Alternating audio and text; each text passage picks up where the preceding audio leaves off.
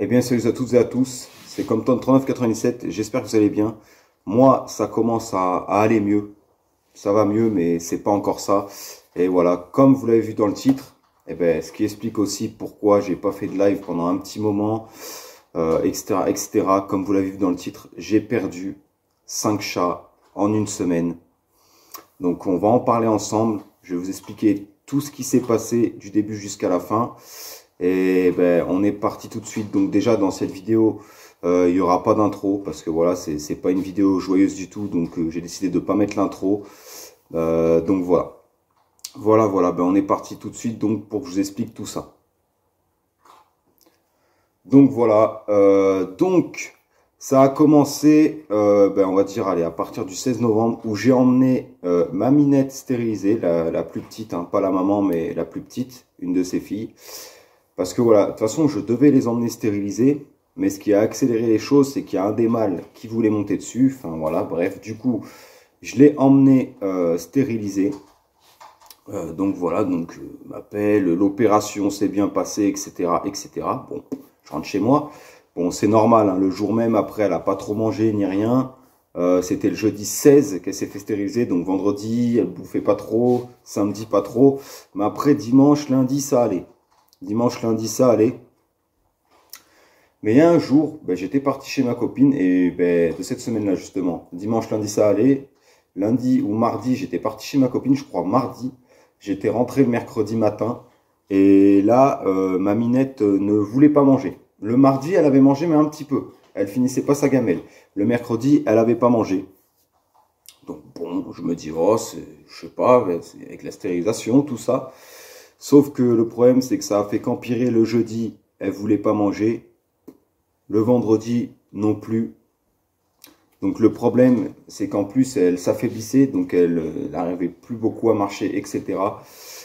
Du coup, j'appelle le vétérinaire, je crois que c'était le vendredi. Et là, c'était plus possible, elle était pas bien du tout. Du coup, je l'emmène. Il lui a fait une injection, il a dit qu'elle avait une infection locale, donc due à la stérilisation. Donc voilà, je l'emmène, il dit j'espère que c'est pas trop tard et tout. Je dis oula, qu'est-ce qu'il me dit le type déjà? Mais il a été franc, hein. De toute façon les vétos ils savent, hein, quand il y a un truc grave, quand il y a un truc pas grave et tout. Donc voilà, donc le vendredi, injection, en plus c'était la veille de Noël, c'était le 24. Je devais aller chez ma fille, du coup je suis resté chez moi. Donc ils lui ont fait l'injection et tout, je suis resté ben, la nuit avec la minette. Et du coup, ben, le 25 par contre, au matin, j'ai été obligé de partir parce que je devais aller chez ma mère avec ma fille, etc. etc. Du coup je suis parti. Et le problème, c'est que quand je suis revenu ben, le samedi soir, elle était au plus mal, vraiment au plus mal de chez mal. Là, elle était pire qu'abattue, couchée, affalée, la tête baissée, elle marchait plus du tout.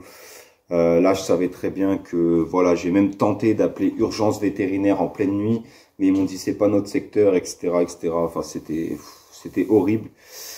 Et malheureusement, ben, elle est morte. Je l'ai vue mourir. Et j'ai appris plus tard par le vétérinaire que c'était, alors pas le vétérinaire où je l'avais emmené, mais le vétérinaire de ma ville, qu'elle a fait une péritonite due à la stérilisation. Parce que lui m'avait dit qu'elle avait une infection locale et tout. Et vu comment ça a fait, il m'a dit qu'elle a fait une péritonite due à la chirurgie. Donc déjà, je perds ma minette, ça a été très très très dur. Donc voilà, donc avec ma copine, le dimanche, elle vient me chercher, on l'enterre, etc. et tout et tout.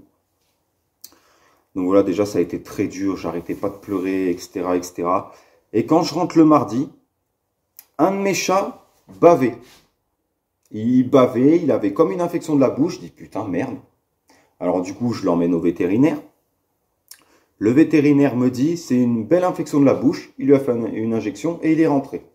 Et le chat, il mangeait bien. Il mangeait bien, etc., etc. Après, mercredi, je me rends compte que tous les chats sont malades. La même chose, sauf un. Donc celui qui est pas malade, ben, je l'ai toujours, il va très bien, fort heureusement. Donc tous malades, donc je vais au vétérinaire, il me donne des médicaments, etc., etc. Donc voilà. Et malheureusement, le jeudi, il y a un chat qui allait très mal, et qui bavait aussi et tout. Par contre, celui que j'avais emmené en premier, il allait mieux, tu vois. Mais malgré tout, il est mort aussi à la fin, quoi. Le jeudi, ben, je perds un de mes chats. De cette maladie. Alors les vétos ne savaient pas ce que c'était, ils ne savaient pas quel virus c'était, ils me disaient que c'était pas le coryza, c'était pas le calcivirus, ça y ressemblait pas et on n'en meurt pas comme ça. Alors, à savoir que mes chats ne sortaient pas. Voilà, ils ne sortaient pas. Ils étaient à la maison, ils ne sortaient pas. Que mes produits ménagers et tout, c'est tout rangé, ils n'y avaient pas accès. Donc, même le veto ne sait pas ce qui s'est passé. Donc, voilà, je commence à perdre un chat le jeudi. Le vendredi, je perds un autre chat. J'avais perdu tous les petits. Et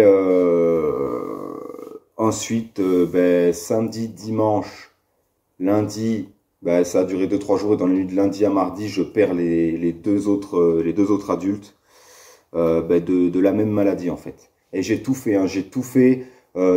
Depuis une semaine, j'arrêtais pas d'aller au vétérinaire. Quand le premier a été malade, je l'avais emmené.